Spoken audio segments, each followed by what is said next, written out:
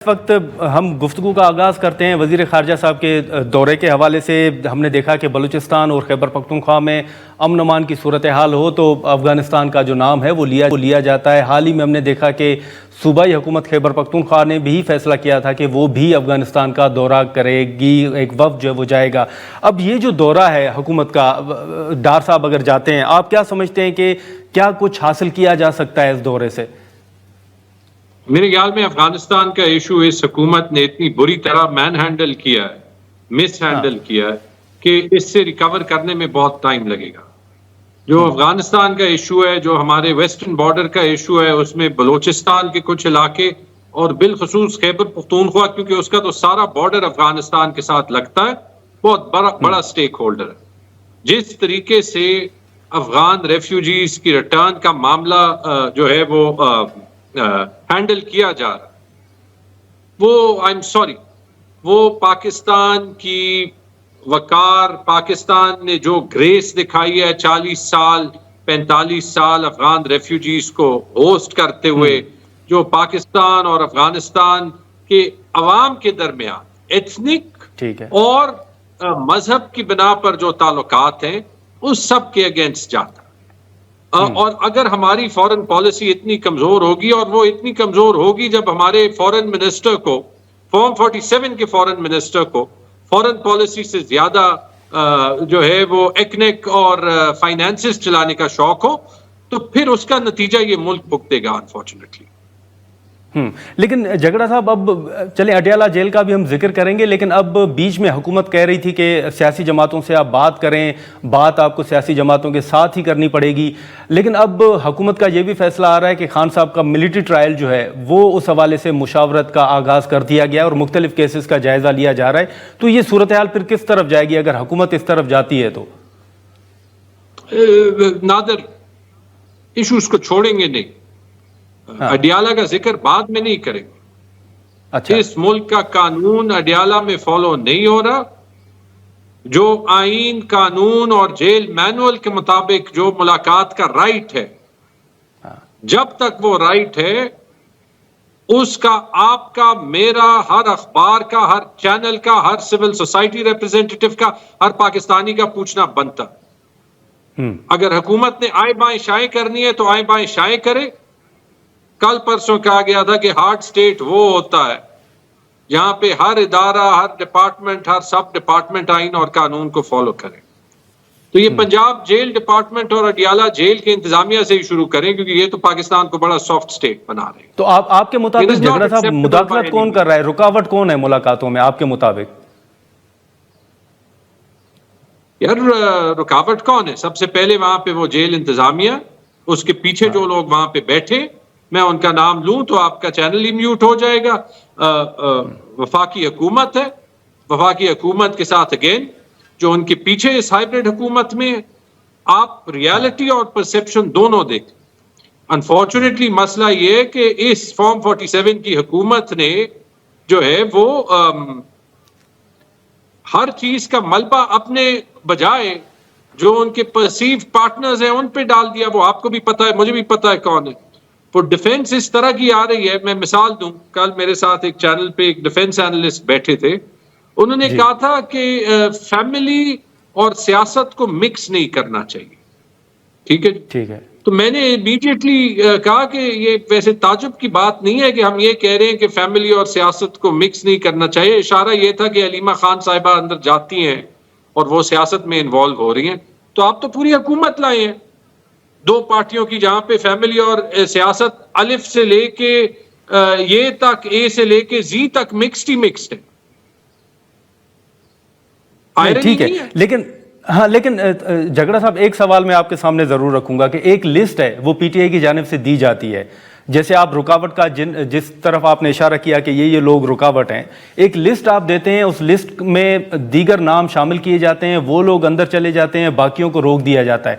एक तो ये बताएं कि फिर जो अंदर जाने वाले लोग हैं उनको किसका किनका आशीर्वाद हासिल है? दूसरा, शानदाना गुलजार साहिबा कह रही हैं कि 10 माह से वो अदालत के अहकामात होने के बावजूद खान साहब से उनकी मुलाकात वकला, आपके अपने वकला नहीं करवा पा रहे, लिस्ट में नाम नहीं डाला जाता। तो फिर ये कसूरवार कौन होगा कि लिस्ट दी जाती है, कुछ लोग चले जाते हैं, किसका नाम शामिल नहीं किया जाता? नहीं, तो ये लिस्ट का फैसला जेल के इंतजामिया ने तो नहीं करना ना। नादर, इस सवाल का जवाब मेरा देना बनता ही नहीं।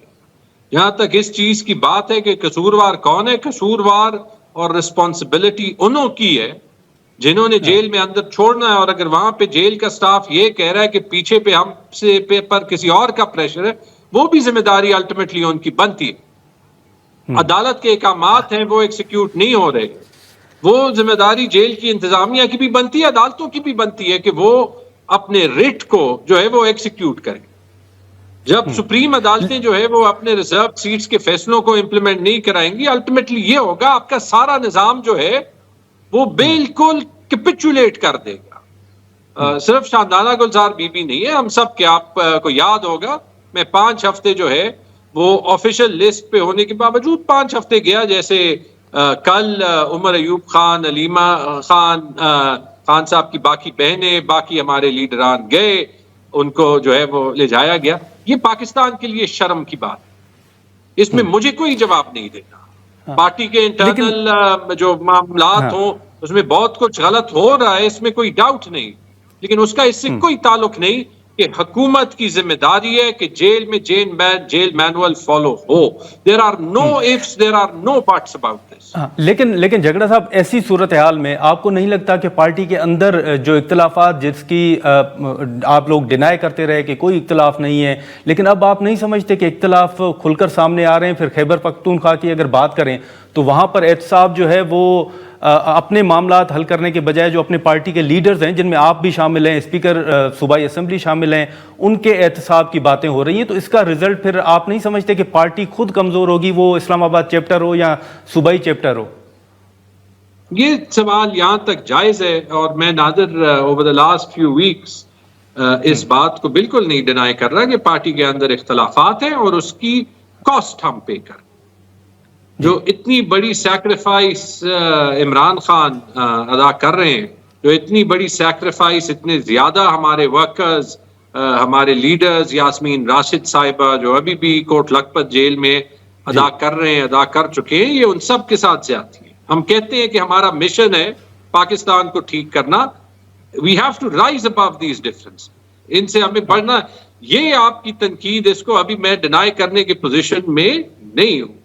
जहां तक खैबर पख्तूनख्वा का ताल्लुक है, ये सवाल मेरे से करना नामुनासिब है क्योंकि ऑब्वियसली एक कंट्रोवर्सी में मैं भी रहा, तो ना जो है वो शायद ये जायज है कि मैं खैबर पख्तूनख्वा की हुकूमत का स्पोक्स पर्सन बनूं, ना जो है वो ये जायज है कि मैं अपने कॉलीग्स पे कोई जाती बात करूं। हाँ, ये मैं सारी मीडिया को ऑफर कर सकता हूं कि जो मेरे पे इल्जामात लगे, मैंने उनको और अपने जवाबात को इसलिए पब्लिक किया कि मेरे पास छुपाने का कोई नहीं है। और मैं ये चाहता था कि जो मेरे पे इल्जामात जो भी लगाए कि वो पब्लिक डोमेन में हो, it is of public interest. और अभी भी मेरी ऑफर है आपको, किसी को मेरे ऊपर, in the time that I spent as minister, as a public representative, ये आपका हक है कि आप मेरे से जो भी सवाल जो है वो पूछिए और मैं उसका जवाब दूं। इसलिए वो 24 सवाल हुए थे और 24 सवाल के जवाब मैंने पब्लिक डोमेन में इसीलिए रखे। ठीक है, लेकिन मैं अपने कॉलेज के बारे में नहीं बोलूंगा। मैं बस ये जरूर कहूंगा कि ये बात ठीक है, हमें एक दूसरे से शादियां नहीं करनी, हमें इमरान खान का मिशन सॉल्व करना है। उसके लिए हमें अपने डिफरेंसेस जो है वो साइड पे रख के एक साथ काम करना होगा। लेकिन झगड़ा साहब, एक चीज, एक आखिरी सवाल होगा। ये जो मिनरल्स एक्ट है, इसको अगर आप देखें तो पहले पीटीआई इसको ओन कर रही थी और बाद में जब इस पे मुखालफत सामने आई तो उसके बाद कहा गया कि खान साहब ने भी रोक दिया है, गंडापुर साहब ने भी इसको रोक दिया। ये बिल अब कामरान मुर्तज़ा साहब हों, वो कहते हैं कि ये वफाक ने ड्राफ्ट भेजा है। आप इसकी तस्दीक या तरदीद करेंगे बतौर पीटीआई रहनुमा कि ये ड्राफ्ट सूबाई हुकूमत का है या वाकई वफाक चाहता है कि ये बिल मंजूर हो? नहीं, मैं आपको फैक्ट्स बताता हूं अगेन, क्योंकि इस पे मेरे व्यूज और मेरी सजेशंस बिल पे भी पब्लिक हैं और मैं अलीमा खान साहिबा की व्यू को एंडोर्स करता हूं।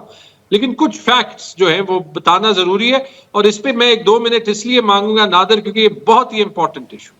सर बस 2 मिनट होंगे अगर आप उसमें ये बता सकें। नंबर 1, जी एक ड्राफ्ट वफाक से आया, इसमें कोई शक नहीं। वो उसका जो कवरिंग लेटर है और वो ड्राफ्ट वो पब्लिक डोमेन में, वो चारों सूबों को गया, चारों सूबों को डायरेक्ट किया गया फेडरल माइंस अथॉरिटी के डीजी से कि ये ड्राफ्ट मुशावरत के बाद बने, ये आप कानून बनाए। ये काम गलत है, ये वफाक का 18वीं तरमीम के बाद काम नहीं है।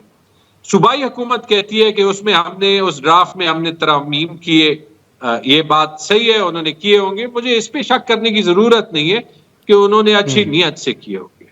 मेरे ख्याल में उनको इस बात पर पर्दा नहीं डालना चाहिए था कि वफाक से एक ड्राफ्ट आया जो वहां पे कुछ मिनिस्ट्रान ने डालने की कोशिश की, लेकिन कि उन्होंने खुद अच्छी नीयत से जो है वो ड्राफ्ट को बेहतर करने की कोशिश की होगी, उसमें कोई शक नहीं। रेजिस्टेंस क्यों आती है?